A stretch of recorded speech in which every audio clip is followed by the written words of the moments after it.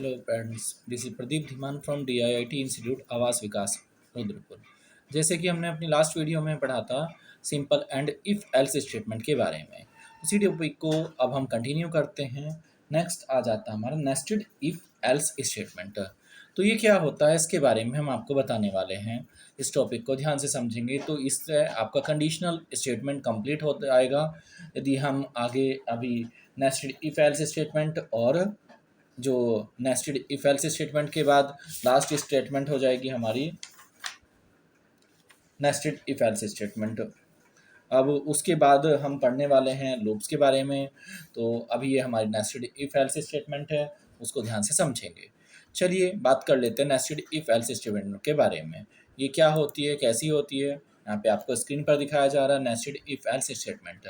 In nested if else statement an entire if else construct in return, उसको construct को किया गया है, लिखा गया है with in the body of the loop. किसके अंदर? Body of the loop.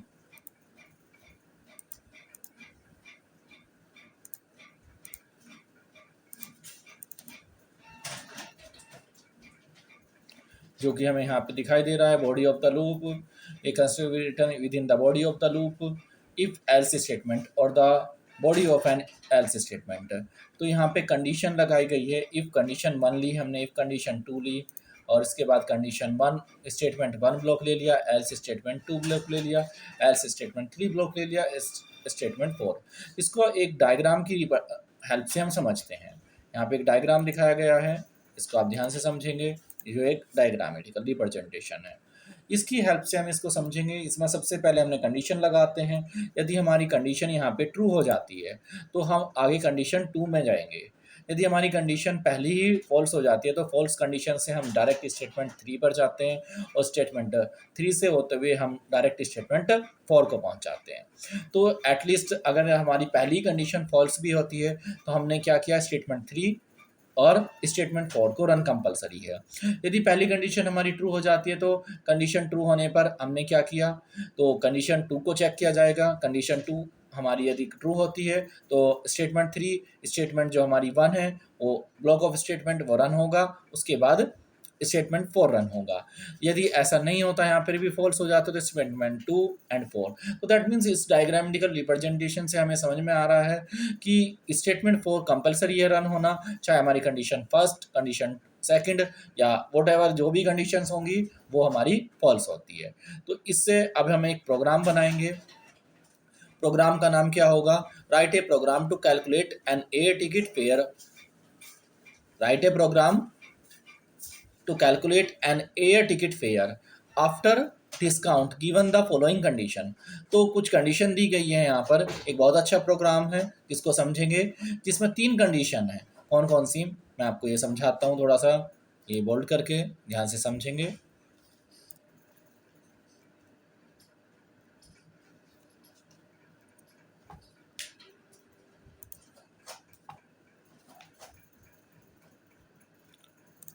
ये आ जाता है हमारा एग्जाम्पल, यहाँ पे दिखाई दे रहा है ये एग्जाम्पल आप लोग को। हमारा क्वेश्चन क्या है यहाँ पर? ये एग्जाम्पल क्वेश्चन है कि राइट अ प्रोग्राम। ये प्रोग्राम को हमने लिखना है जो कुछ कंडीशंस दी गई है। Write a program to calculate an air ticket fare after discount, discount के बाद। अब ये डिस्काउंट क्या होने वाला है हमारा?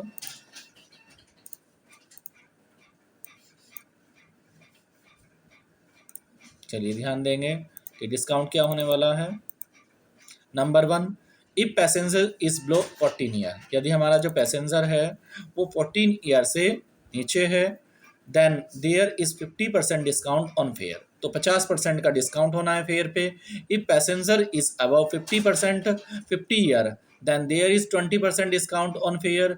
If passenger is above 14 and below 50, then there is 10% discount. तो सबसे इंपॉर्टेंट बात क्या होगी यहाँ पर? फेयर। फेयर है और एज है कि फेयर कितना होना चाहिए और एज कितनी होनी चाहिए। तो इस प्रोग्राम को समझा हमने। अब इस प्रोग्राम को क्रिएट कर लेते हैं फिर से अगेन पहले की तरह से। हम क्या करेंगे, अपने कोड ब्लॉक्स को ओपन करेंगे, उसमें एक फाइल जनरेट करेंगे। यहाँ पर फाइल जनरेट करेंगे। कोड ब्लॉक्स के इंटरनल हम पहले से ही हमने बताया हुआ है कैसे अपने फाइल को बनाना है।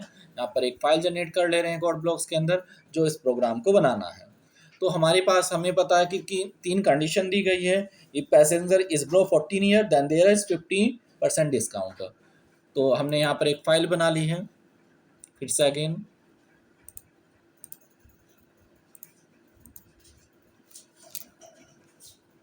नेस्टेड डॉट सी के नाम से हमने फाइल बनाई है। सेव कर लेते हैं इसको, चलिए फिनिश कर देते हैं। हमारी फाइल रेडी हो गई है। अब हम प्रोग्राम को फिर से लिख रहे हैं क्योंकि हमने एयर टिकट फेयर को कैलकुलेट करना है। आप लोगों ने क्वेश्चंस नोट कर लिया होगा। तो अब यहाँ पर हैशटैग से फिर से हमने स्टार्ट किया, इंक्लूड stdio .h एंटर किया। मेन से प्रोग्राम स्टार्ट है हमारा, ठीक है। कर्ली ब्रेसेस लगा दिए ओपनिंग और क्लोजिंग के लिए। चलिए इंटीजर डेटा ले लिया हमने, डेटा टाइप एज इंपॉर्टेंट है यहाँ पर। फ्लोट हम ले लेते हैं फेयर, क्योंकि फेयर पॉइंटेड में वैल्यू आ सकती है तो इसलिए हमने यहाँ पर फेयर ले लिया।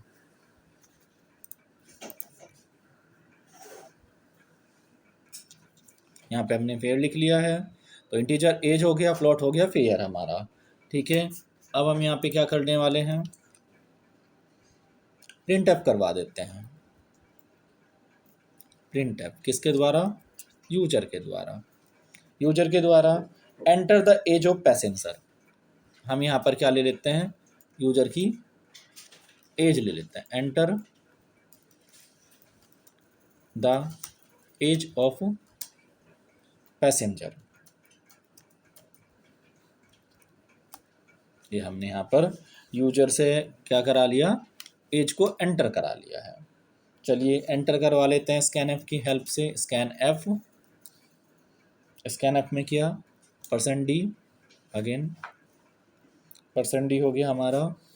चलिए कॉमा लगाया हमने, कॉमा ऑपरेटर जो हमारा यूज होता है, ठीक है। %, और %, हो गया एज, क्योंकि हम यूजर की एज को क्या करा है, एंटर करा रहे हैं, तो हमने एज लिखा। अब प्रिंट एफ कर देंगे फिर से, प्रिंट एफ इस बार क्या कराएंगे, enter the air ticket fare. तो क्या करा लेते हैं, न्यू लाइन से एंटर, हमने न्यू लाइन से एंटर, हमने यहाँ पर enter the air ticket fair. ये यूजर की हेल्प से एंटर करा रहे हैं हम, ये करा लेते हैं, ठीक है। अब दोनों चीज़ें एंटर हो जाती हैं। हमारा स्कैन एफ भी कर देते हैं, इसके लिए भी स्कैन एफ, ये कर लिया हमने स्कैन एफ %d, यहाँ पे %d हो जाएगा हमारा। लेकिन अब %d नहीं होगा, ध्यान रखेंगे इस बात को, %f होगा क्योंकि हमने फ्लोट लिया हुआ था। और कॉमा यूज करेंगे, फेयर, हमारा फेयर आ जाता है और इसको टर्मिनेट कर देते हैं। अब क्या है, अब हमने कंडीशन लगानी है। कंडीशन, सबसे पहली कंडीशन क्या थी हमारी, पहली कंडीशन थी if passenger is below 14 year then there is 50% discount on fare, मतलब 14 साल से। तो इफ कंडीशन लगा लेते हैं, इफ एज किससे लेस देन है, 14 से, कितना, 14 साल से। तो इस कंडीशन में हमने क्या करना है, यदि 14 साल से है तो हमारा जो फेयर हो जाएगा उसमें 50% का डिस्काउंट है। तो फेयर इक्वल्स टू क्या आ जाएगा, fare equals to fare minus 0.5। ऐसा क्यों, मल्टीप्लाई फेयर, ये हमारा लॉजिक हो जाता है। यहाँ पर मल्टीप्लाई किससे कर रहे हैं, फेयर, जो एग्जैक्ट हमारा फेयर है। तो हमारा 50% डिस्काउंट आ जाता है। यहाँ पर 0.5 लिखा हमने, तो 50% एल्स लगा दिया हमने। चलिए एल्स कंडीशन फिर से आ जाएगी, एंटर किया, इफ एज लेस देन और इक्वल टू है 50 से, हमारी क्या है, एज है, लेस देन और इक्वल टू है किसके, 50 के। तो कंडीशन क्या आएगी भाई, हमारे सेकंड कंडीशन को पूरा करते हुए तो फेयर हमारा आ जाएगा, फेयर इक्वल्स टू, फिर से फेयर माइनस 10% का डिस्काउंट है 0.1, ये हमारा 0.1 हो जाता है मल्टीप्लाई फेयर। ये बहुत अच्छा क्वेश्चन है, ध्यान से समझिए इसको, मल्टीप्लाई फेयर। फिर से एंटर किया, अब इसको क्लोज करेंगे। हमने यहाँ पर भी इन सभी को बंद करना है क्योंकि हमने कंडीशन 50 से लगाई है, तो यहाँ से स्टार्टिंग कर लेते हैं कि हमने एक यहाँ पे एंटर किया और कर्ली ब्रेसेस, इसको ब्लॉक ऑफ स्टेटमेंट की तरह से यूज कर लेंगे। तो ये हमारा, इसको ऊपर ले जाएंगे, यहाँ पे पेश कर देंगे। ये हो गया हमारा फेयर, ब्लॉक ऑफ स्टेटमेंट हो गया। अब यहाँ पे क्लोज हुआ, फिर से एक लेंगे, क्लोज करने के बाद एल्स लिखेंगे, अगेन एल्स। अब कंडीशन एल्स लिखने के बाद नेक्स्ट हमारा फिर से सेमीकोलन आ जाएंगे, ये हमारा कर्ली ब्रेसेस आ जाएंगे एल्स के बाद, और फेयर बताएंगे। अगर ऐसा भी नहीं होता तो हमारा फेयर क्या बचेगा, लास्ट में 20% का डिस्काउंट दे देंगे, फेयर इजकल टू फेयर माइनस 20%, 20% के लिए 2.0 आ जाएगा, और मल्टीप्लाई किसके साथ कर देंगे, पेयर के साथ। तो हमारे ये लॉजिक्स हैं जिनको आप ध्यान से समझेंगे। और लास्ट में अब ये क्या हो जाएगा, हमने क्लोज कर दिया इसको भी, अब प्रिंट एफ कर देंगे। फाइनल हमारा जो प्रिंट एफ है उसके लिए जाएंगे प्रिंट एफ, प्रिंट एफ किया तो फाइनल फेयर क्या आएगा, हमने एन लगाया, air ticket fare to be charged after discount equals to, discount is %.2f। मैंने बताया था आप लोग को पहले वाले प्रोग्राम में भी, 0.2f क्यों लिख रहे हैं हम, फ्लोट के लिए, क्योंकि हमने फ्लोट का इस्तेमाल करना है। ठीक है, कॉमा लगाया और फेयर को प्रिंट कर देते हैं, यहाँ पर फेयर हमारा प्रिंट हो जाएगा और इसको टर्मिनेट कर देते हैं यहाँ पर सेमीकोलन लगाकर। तो इस तरह से इस पर ध्यान देंगे आप लोग। तो हमारा एक्चुअल में जो प्रोग्राम है वो क्या था कि ए टिकट फेयर को हमने कैलकुलेट करना था, तो हमने एक इंटीजर बनाया, एक प्लॉट बना लिया, प्रिंट एफ करा दिया, enter the age of passenger, scan f कराया, %d m%एज, प्रिंट एफ करा दिया, enter the a ticket fare, तो स्कैन एफ कराया, %f फेयर करा दिया। इफ एज लेस देन है 14 से कम है तो फिर हमारा 50% का डिस्काउंट हो जाएगा, फिर के अंदर स्टोर हो जाएगा। अब एल्स यदि ऐसा नहीं होता तो इफ कंडीशन फिर से लगाई हमने, एज लेस देन और इक्वल टू 50 के, तो ये अगर ट्रू होती है तो इसके लिए एग्जीक्यूट होगा, अगर ये भी ट्रू नहीं होती तो एग्जीक्यूट एल्स हो जाएगा और हमारा फाइनली प्रिंट हो जाएगा फेयर। अब इसको प्रोग्राम को एग्जीक्यूट करते हैं, बिल्ट एंड रन। अब देखते हैं कहीं पर इसमें हमने मिस्टेक्स तो नहीं की।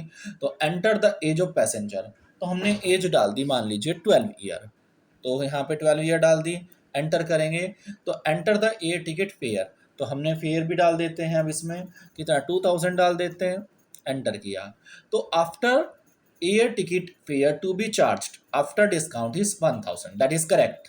तो ये हमारा करेक्ट आंसर आया कि हमने किसका इस्तेमाल करते हुए, नेस्टेड इफ एल्स स्टेटमेंट का यूज करते हुए एक प्रोग्राम बनाया।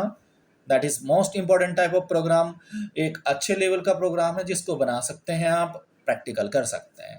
Thank you very much.